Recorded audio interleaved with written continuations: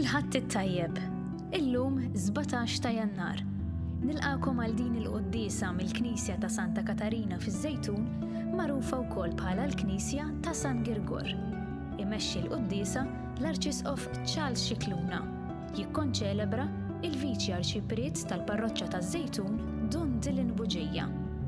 It-tfal jistgħu jsegwu l-liturġija tal-ħadd fuq il-website bkids.mt.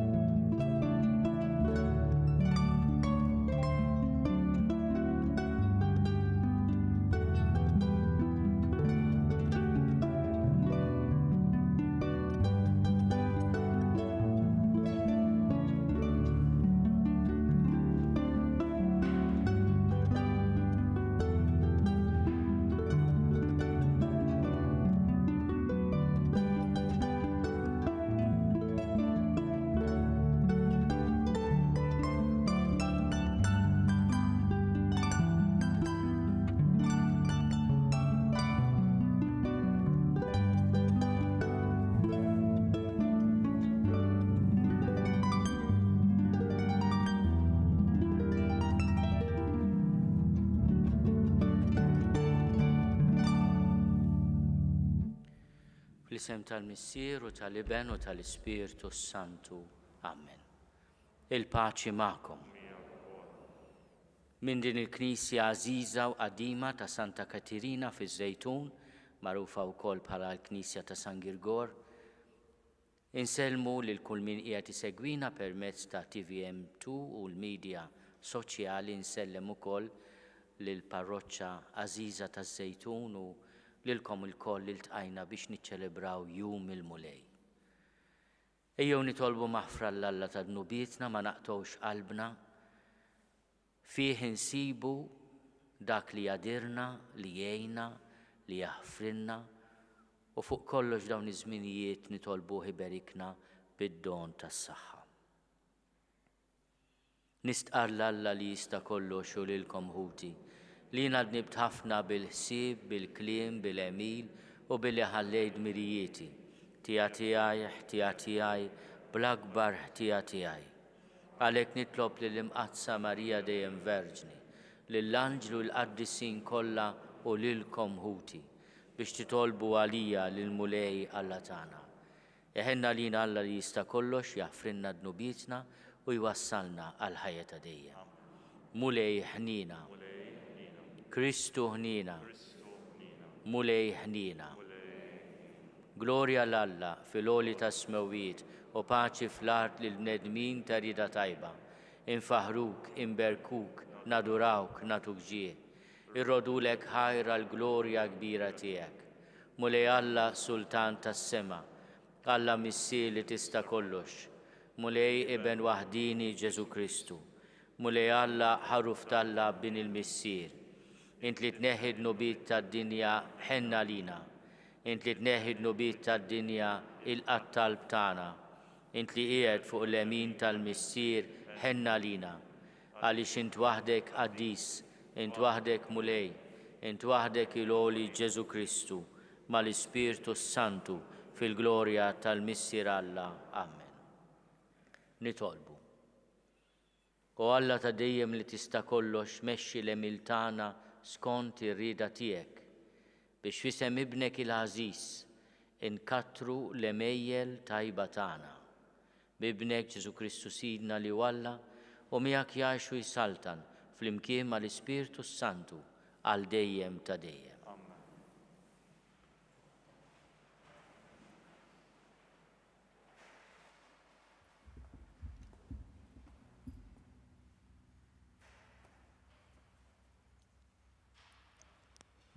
Qari mill-ewwel ktieb ta' Samwel. F'dak iż-żmien, Samwel kien middud fit-tempju tal-mulej fejn kien hemm l-arka ta' Alla. Il-mulej sejjaħ, Samwel, u dan wieġeb, hawn jien, u mar jiġri għand Eli. Hawn jien qallu, għalfejn sejjaħtli. Ma sejjaħtlikx, wieġeb, erġa' mur imted u raġa' mar jorqod. U s-sok tal-mulej jisejjaħ, Samwel, u Samwel qam u mar għand Eli u qallu, hawn jien, għalfej sejjaħtli. Ma sejjaħtlik xibni, wieġeb, erġa' mur orqod. Samuel kien għadu ma rafx il-mulej, u anqas kienet għada ma tarfitlu l-kelma tal-mulej. U s-sok tal-mulej jisejjaħ, Samuel, għat-tielet darba. U dan qam u mar għand Eli u qallu, hawn jien għalfej sejjaħtli. U Eli fem li l-mulej kien qiegħed isejjaħ liż-żagħżugħ u qal lil Samuel, mur orqod, jekk jerġa' jsejjaħlek wieġeb, tkellem mulej għax il-qaddej tiegħek qiegħed jisma'. U Samuel mar jorqod f'postu. U l-mulej ġie waqaf ħdejh u sejjaħ bħal drabi oħra, Samuel, Samuel. U Samuel wieġeb, tkellem għax il-qaddej tiegħek qiegħed jisma'. Samuel kiber u l-mulej kien miegħu u ma ħalla ebda kelma milli qal tmur fix-xejn. Il-kelma tal-mulej. Għal-vers tas-Salm ngħidu, hawn jien mulej ġej nagħmel ir-rieda tiegħek. Hawn jien mulej ġej nagħmel ir-rieda tiegħek. Ittamajt b'tama qawwija fil-mulej u niżel ħdejja u sama l-għajta tiegħi. Qed li fuq fommi għanja ġdida, għanja ta' tifħir lill-mulej tagħna, ngħidu flimkien, hawn jien mulej ġej nagħmel ir-rieda tiegħek. Int ma taxxax b'sakrifiċċji u offerti, imma widnejja inti ftaħtli. Ma tlabtniex vittmi tal-ħruq u ta' tpattija, imbagħad jiena għedt, hawn jien ġej. Għal-vers tas-Salm ngħidu, hawn jien mulej ġej nagħmel ir-rieda tiegħek. Fil-bidu tal-ktieb hemm miktub fuqi li nagħmel ir-rieda tiegħek. Alla tiegħi, dan joġobni, il-liġi tiegħek ġewwa qalbi. Hawn jien mulej ġej nagħmel ir-rieda tiegħek. X'għandart il-ġustizzja b'ġema kbira, xuftejja ma żammejthomx magħluqa. Mulej, dan inti tafu. Hawn jien mulej ġej nagħmel ir-rieda tiegħek. Qari mill-ewwel ittra ta' San Pawlu Apostlu lil Korintin. Ħuti, il-ġisem mhuwiex għaż-żina, iżda għall-mulej, u l-mulej huwa l-ġisem. U Alla qajjem il-mulej u jqajjem lilna wkoll bil-qawwa tiegħu. Ma tafux li ġisma tagħkom huma membri ta' Kristu? Min jingħaqad mal-mulej u r-ruħ waħda miegħu. Aħarbu ż-żina, kull dnub li wieħed jagħmel u l-barra minn ġismu, iżda min jagħmel iż-żina ikun qiegħed jidneb kontra ġismu stess. Jew ma tafux li ġisimkom hu tempju tal-Ispirtu Santu li jinsab Jannar fikom li għandkom minn Alla? Ma tafux li intom m'intomx tagħkom infuskom? Bil-għoli kontu mixtrija, mela għatu ġieħ lil Alla permezz ta' ġisimkom. Il-kelma tal-mulej. Inqumu bil-wifqa għall-Evanġelju. Alleluja.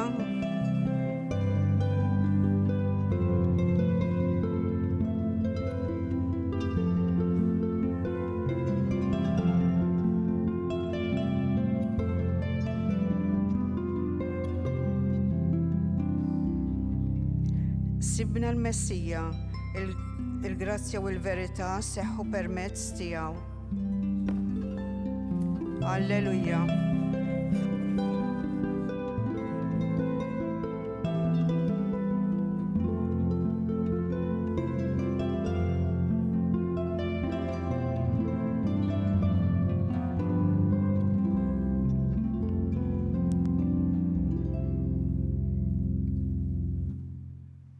Il-mulej magħkom. Qari mill-Evanġelju tas San Ġwan.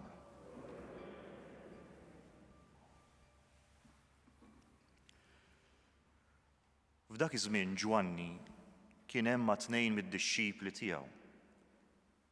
Ħares lejn Ġesu li kien għaddej minn hemm u qal: Araw il-ħaruf tal-Alla.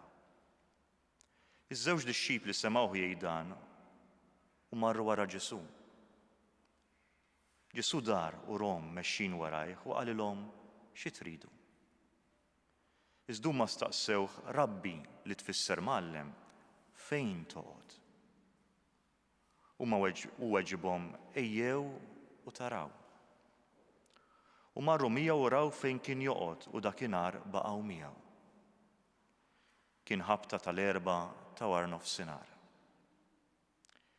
Wieħed mit-tnejn li semgħu x'kien qal Ġwanni u marru wara Ġesu kien Indri, ħu xmun Pietru.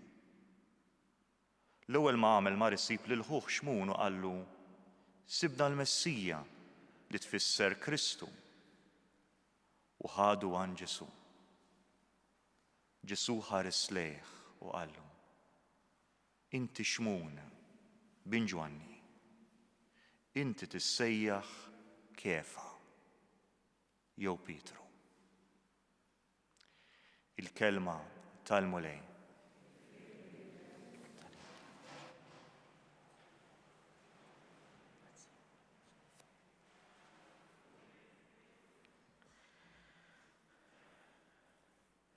Din is-silta mill-ewwel kapitlu tal-Evanġelu skont San Ġwan fiha dizzjonarju żgħir. Ġwanni kienet jikteb għal komunità li bħalna ma kienitx komunità ludija, u allura kellu l-bżonn li ifisser xi kelmiet li l-poplu ta' Alla, l-poplu ludi, kien jaf ħafna, imma li l-popli l-oħrajn kellhom bżonn jifhmu biex japprezzaw minu Ġesu. Imma nixtieq l-ewwel nett nagħti u noffri riflessjoni qasira fuq dak li jgħid San Ġwan il-Battista. Ġwanni kellu d-dixxipli tiegħu, tnejn minnhom wieħed jien jismu Indri, l-ieħor jibqa' mingħajr isem, imma peress li ħin minnhom jingħata dettall anke tal-ħin li daw iż-żewġ dixxipli jiltaqgħu ma' Ġesu, it-tradizzjoni tgħidilna li x'aktar huwa Ġwanni li kiteb il-Vanġelu. Mela dawn iż-żewġ sajjieda kif nafu minn Betsajda tal-Galilija imorru għal Mamudija ta' Ġwanni jsiru dixxipli tiegħu, u Ġwanni jilmaħ il Ġesu. Iħares lejn Ġesu b'attenzjoni, donnu jisu irid jagħmillu X-ray. U jgħidilhom: araw il-ħaruf ta' Alla. Dan huwa titlu li aħna nużaw ħafna l Ġesu. Fil-fatt qabel it-qarbin jiena bl-ostja konsagrata ngħidilkom dan hu il-ħaruf ta' Alla. Din il-ħaġa li jgħid Ġwanni l-Battista fil-Vanġelu tal-lum aħna nirrepetuha f'kull Quddiesa. U anke nitolbuh ħaruf t'Alla li tneħħi d-nubiet tad-dinja, ħenna lina. Ħaruf t'Alla li tneħħi d-nubiet tad-dinja, atina l-paċi. Bil-lingwa li kien jitkellem Ġwanni, l-Aramajk, anke Ġesu kien jitkellima din il-lingwa. Kważi intilfet din il-lingwa, fis-Sirja qabel il-gwerra kien hemm żewġ villaġġi li kienu għadhom jitkellmu bil-lingwa ta' Ġesu, bl-Aramajk. Il-kelma ħaruf tista' tfisser ħaruf l-annimal, imma tfisser ukoll għaddej u iben.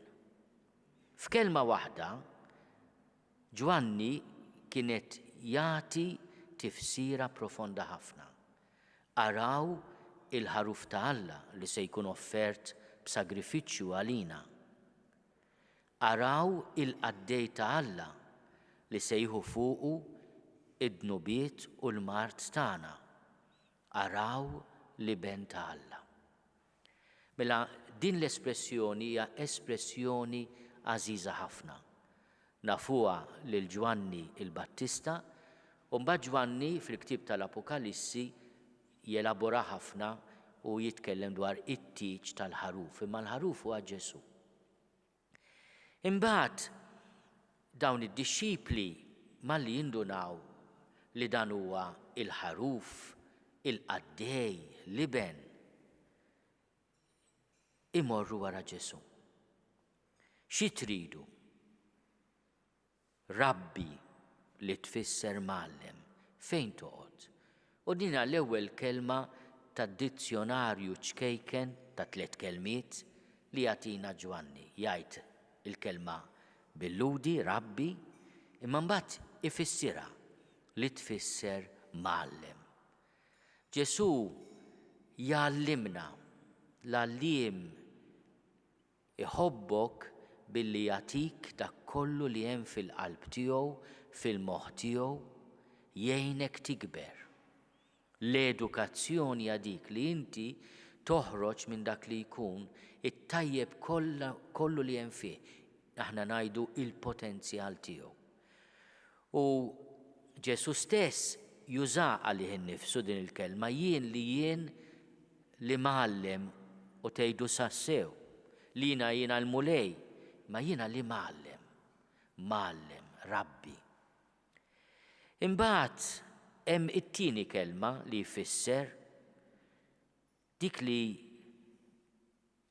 Andrea jew Indri juża magħhom Xmun.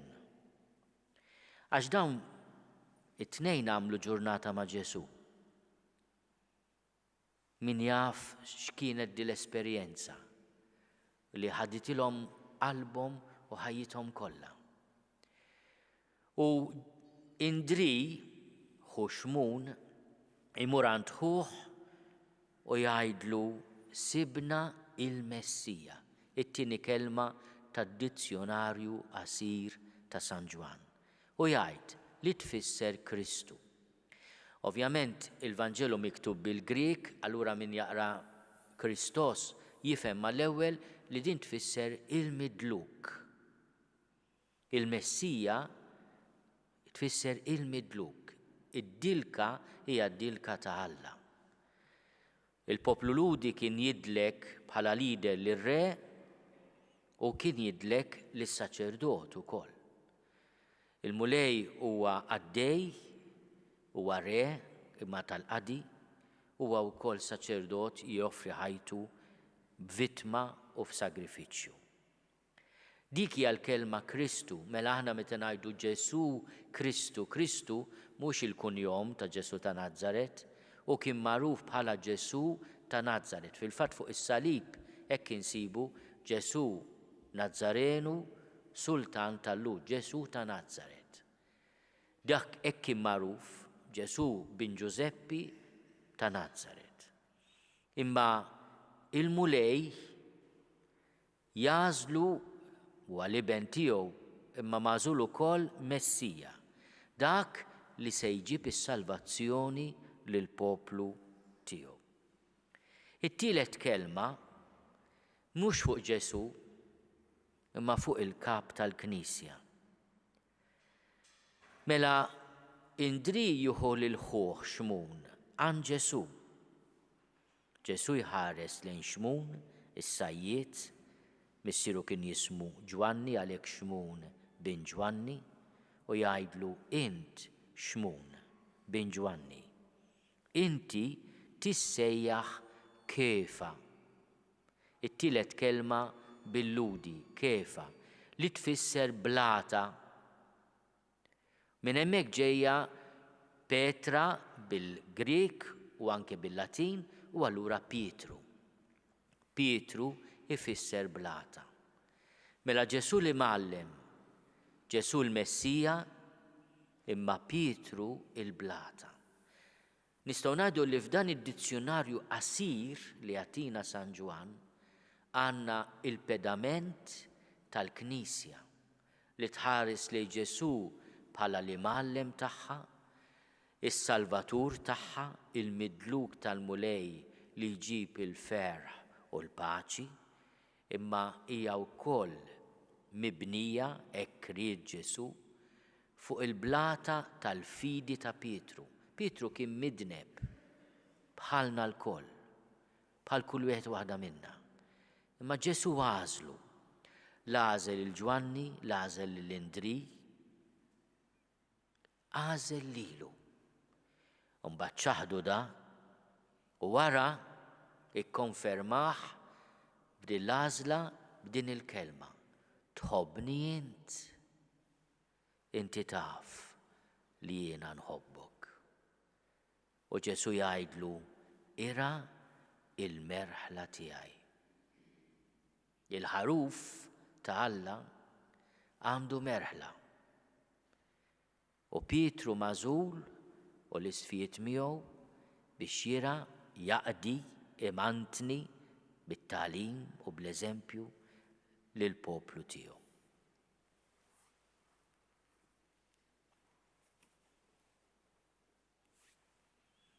Jiena nemmen f'Alla wieħed il-Missier li jista' kollox, li ħalaq is-sema u l-art, dak kollu li jidher u dak li ma jidirx. U f'Mulej wieħed Ġesu Kristu, iben waħdini ta' Alla, imnissel minn Missier qabel kull żmien. Alla minn Alla, dawl minn dawl, Alla veru minn Alla veru, imnissel mhux magħmul, natura waħda mal-Missier u bih sar kollox. Niżel mismewwiet għalina l-bnedmin u għal-fidwa tagħna. U ħal-ġisem bis-seta tal-Ispirtu Santu minn Marija Verġni u sar bniedem. Salbuh għalina bata taħt Ponzju Pilatu, miet u difnuh. U fit-tielet jum qam minn bejn l-imwiet skont il-kodba mqazza. U tela s-sema qegħed fuq il-lemin tal-Missier u għandu jerġa' jiġi bil-glorja biex jagħmel ħaq mill-ħajjin u mill-mejtin. U s-saltna tiegħu ma jkollix tmiem. U fl-Ispirtu Santu mulej li jagħti l-ħajja li ġej minn Missier u mill-Liben li jum mweġġa fl-imkien mal-Missier u mal-Liben u li tkellem fom il-profeti. U fi Knisja waħda Quddiesa, Kattolika, Apostolika nistqarma mudija waħda għal maħfra ta' dnubiet u nistenna l-qawma mill-imwiet u l-ħajja ta' żmien li ġej. Amen. Nitolbu lil Mulej Ġesu, ir-Rabbi u l-Imgħallem tagħna biex imexxina hu u jallimna kemm hu ta' qalb ħelwa u għumli. Nitolbu lil Ġesu il-Messija, il-Midluk tal-Mulej, Ġesu Kristu, biex ikunu il-balzmu tal-ħajja u tar-ruħ tagħna. Nitolbu lil Kristu li jażel lil Kefa, lil Blata, lil Pietru biex jira u jagħti ħajtu għan-naċ tal-Mulej. Nitolbu biex il-Mulej ibirek lil Papa, lilna l-isfijiet, lis-saċerdoti, lil kull wieħed u waħda minna, membri tal-poplu ta' Alla, biex ma nitilfu qatt it-teżor kbir tal-fidi. Nitolbu.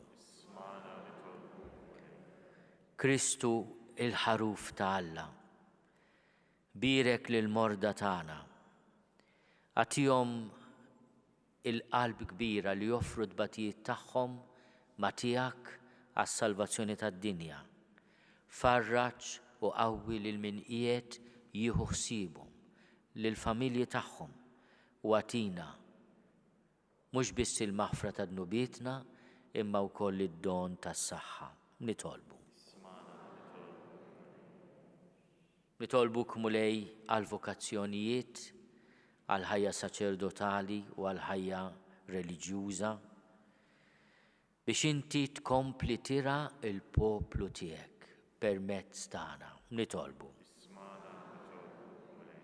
Nitolbu għal vokazzjoni Quddiesa ta' żwieġ nisrani, għall rajjes li jippreparaw għaż-żwieġ, għaż-żgħażagħ biex ma jibżgħux miż-żwieġ, imma jippreparaw b'imħabba kbira għal bnazzi u għal maltemp.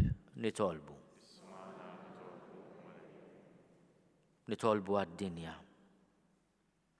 Mulej jagħtina d-don tal-paċi, tal-ġustizzja, biex aħna l-bnedmin nitalmu nieħdu ħsieb xulxin kif tixtieqna inti. Bi Kristu Sidna.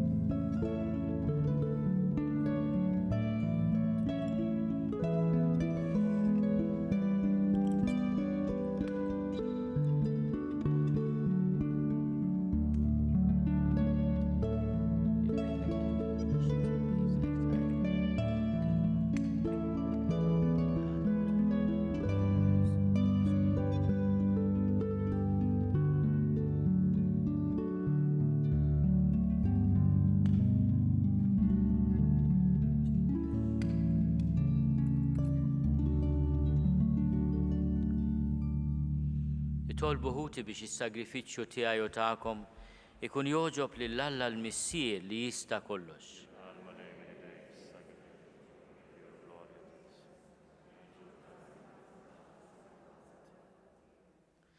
Ilqa' bis-slim u lej l-offerti tagħna u għamel li jkunu ta' fejda għat-qaddis u s-salvazzjoni tagħna bi Kristu Sidna. Il-mulej magħkom. Nerfgħu qlubna l fuq. Niżoħaj lill-mulej Alla tagħna. Sewwa u xieraq tas-sew mulej missier qaddis Alla ta' dejjem li tista' kollox. Tajjeb u taġid tas-salvazzjoni tagħna li dejjem u kullimkien inrodulek ħajr bi Kristu Sidna. Int ħlaqt id-dinja b'kull ma fiha u qassamt il-jiem u żminijiet. Sawwart il-bniedem skont ix-xbija tiegħek u qedtu fuq l-eġubijiet tal-ħolqien biex fismek jaħkem fuq il-ħlejjaq kollha u jfaħrek bla qiegħda fl-emejjel kbar tiegħek. Għalhekk flimkien mal-anġli kollha aħna wkoll infaħruk u b'feħ kbir intennulek. Qaddis, qaddis, qaddis, mulej Alla tal-eżerċti, ismewtu l-art mimlija bil-glorja tiegħek, osanna fl-oli tas-smewwiet, imbirek minn ġej fisem il-mulej, osanna fl-oli tas-smewwiet. Qaddis tas-sewint mulej, inti lajn ta' kull dusija, qaddes għalhekk nitolbuk dawn l-offerti bil-barka tal-Ispirtu tiegħek biex isiru għalina il-ġisem u d-dem ta' Sidna Ġesu Kristu. Li meta kien se jingħata biex minn raj ħibati, ħal ħobs, ratti l-ħajr, qasam, tal id-disċipli tiegħu u qal: ħudu u kulu l-koll minn dan, għax dan huwa ġismi li jingħata għalikom.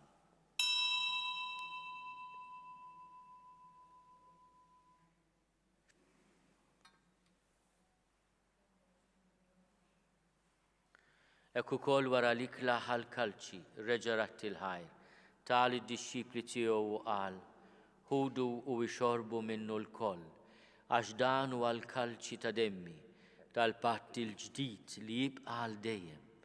Id-demm li jixxerret għalikom u għall-bnedmin kollha għal maħfra ta' dnubiet. Għamlu dan tifkira tiegħi.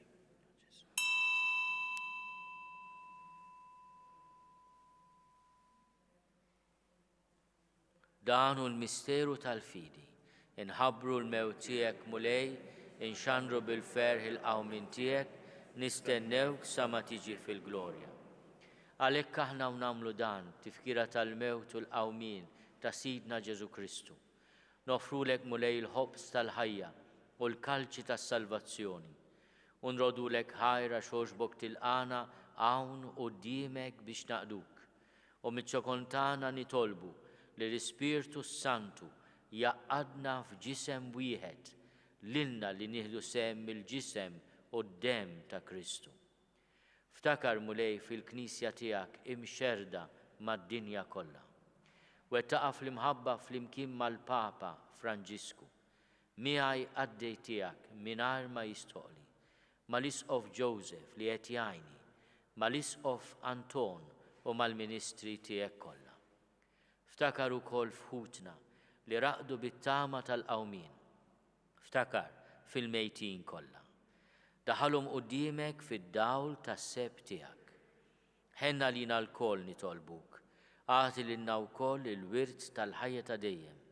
Flimkien mal-Verġni Mqazza Omm Alla Marija, mal-arus tagħha San Giuseppe, mal-Apostli, ma' Santa Katarina Verġni u Martri, ma' San Girgor il-Kbir u l-qaddisin kollha li jgħixu fil-ħbiberija tiegħek sa mill-bidu tad-dinja. Għamel li magħhom infaħruk u nsebħuk b'Ġesu Kristu ibnek. Bi Kristu, ma' Kristu u fi Kristu.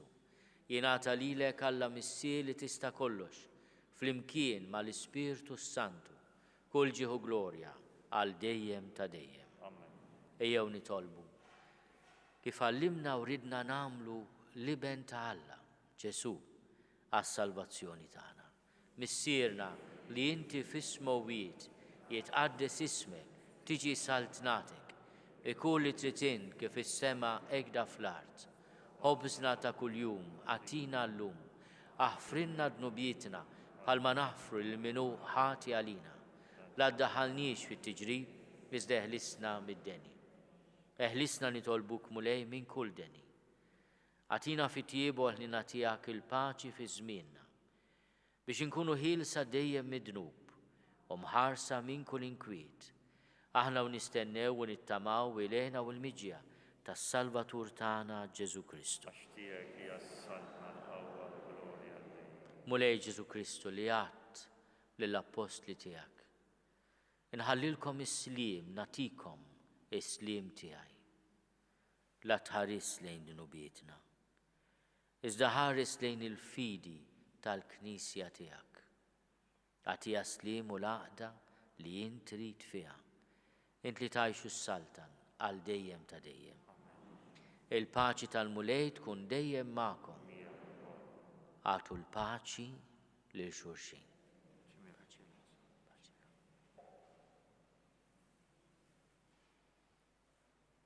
Il-ġisem fl-imkien mad-dem ta' Sidna Ġesu Kristu ikunu jiswew lilna li se nitqarbnu bihom għal ħajja ta' dejjem. Ħaruf talla li tneħħi d-nubiet tad-dinja ħenna lina. Ħaruf talla li tneħħi d-nubiet tad-dinja ħenna lina. Ħaruf talla li tneħħi d-nubiet tad-dinja għatina l-paċi. Mulej Ġesu Kristu binalla l-ħaj. Bil-mewt tiegħek kif rid minnek il-missier u bil-ħidma tal-Ispiritu Santu intajt il-ħajja lill-Knisja u lid-dinja. Dan il-ġisem u d-dem qaddis tiegħek eħlisni minn ħtieti kollha u minn kull ħażen. Żommni dejjem fidil lejn il-kmandamenti tiegħek u tħallini qatt ninfiret minnek. Mulej Ġesu Kristu nitolbok li nitqarbina bil-ġisem u d-dem tiegħek ma tkunx il-kundanna tiegħi. Iżda l-ħina tiegħek tkun għalija l-ħarsien u l-fejqan ta' ruħi u ta' ġismi.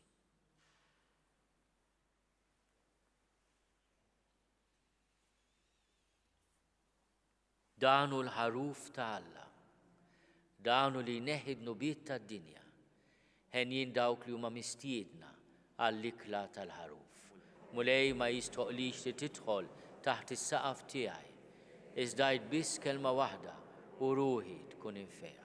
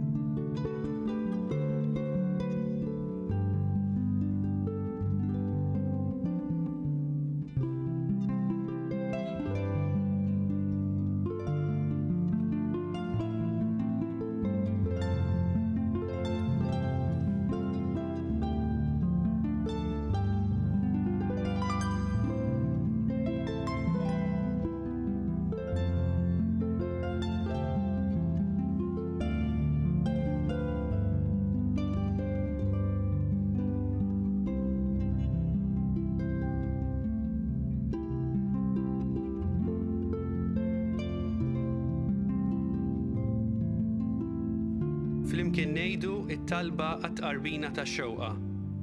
Ġesu, jiena nemmen li inti tinsab ta' bilħaq fis-sagrament tal-Ewkaristija. Irrid inħobbok fuq kollox u fuq kulħadd. Inti taf li nixtieq nirċevik ġewwa fija, imma ġala darba bħalissa ma nistax nilqek ġewwa fija sagramentalment, nitolbok li tiġi fija spiritwalment. Ejja għandi, Ġesu tiegħi, biex jiena niġi għandek. Ħeġġiġni bl-imħabba għalik, biex f'ħajti u f'mewti jiena nemmen fik, nitma' fik u nibqa' nħobbok għal dejjem.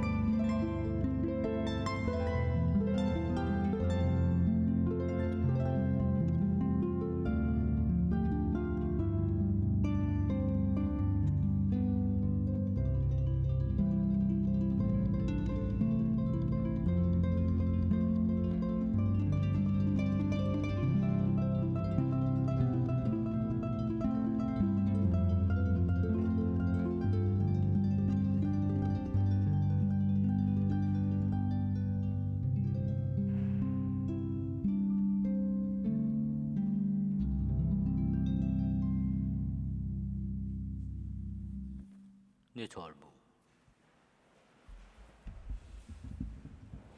Għatina mulej l-ispirtu tal-imħabba tiegħek biex bitnajtna l-koll minn ħobża waħda tas-sema hekk ukoll fit-tiba tiegħek tagħmilna qalb waħda bejnietna bi Kristu Sidna.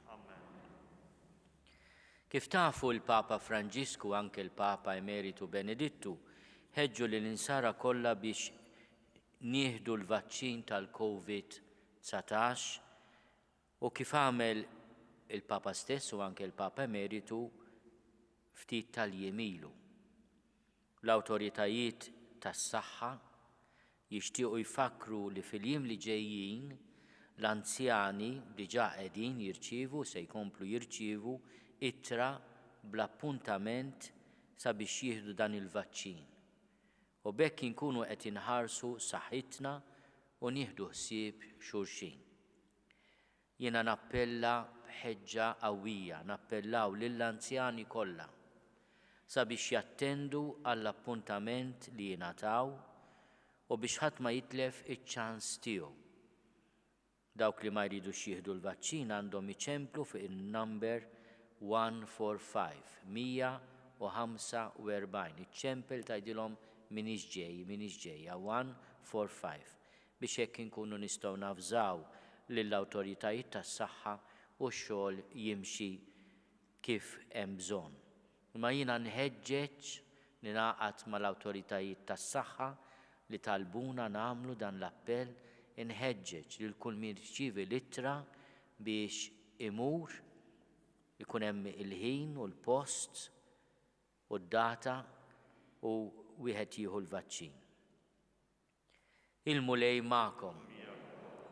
Iberikkom Alla li jista' kollox, il-Missier u l-Iben u l-Ispirtu Santu. Morru fil-paċi ta' Kristu.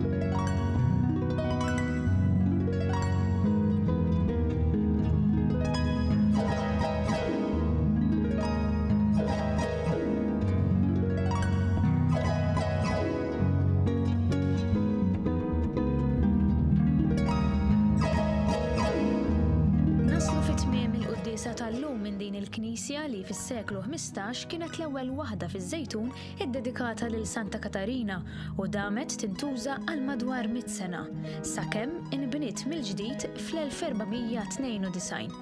Din il-Knisja damet isservi bħala l-Knisja Parrokjali taż-Żejtun sas-seklu 17 sakemm il-popolazzjoni tar-Raħal kibret mhux ħażin u nħass il-bżonn għal Knisja akbar. Min jixtieq jgħin lill-Arċidjoċeżi ta' Malta tkompli ħidmietha fis-soċjetà huwa mistieden jagħti donazzjoni online jew permezz ta' ċekk indirizzat lill-Arċidjoċeżi ta' Malta.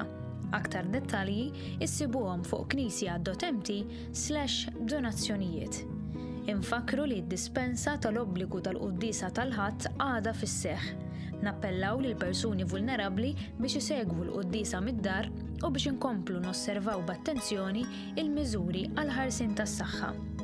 L-awtoritajiet tas-saħħa f'Malta jixtiequ jfakru li fil-jiem li ġejjin l-anzjani ser jirċievu ittra bl-appuntament sabiex jieħdu dan il-vaċċin u bekk inkunu qed inħarsu saħħitna u nieħdu ħsieb xulxin. Flimkien inkomplu nitolbu għas-saħħa tal-poplu tagħna. Il-kumplament tal-ħadd it-tajjeb.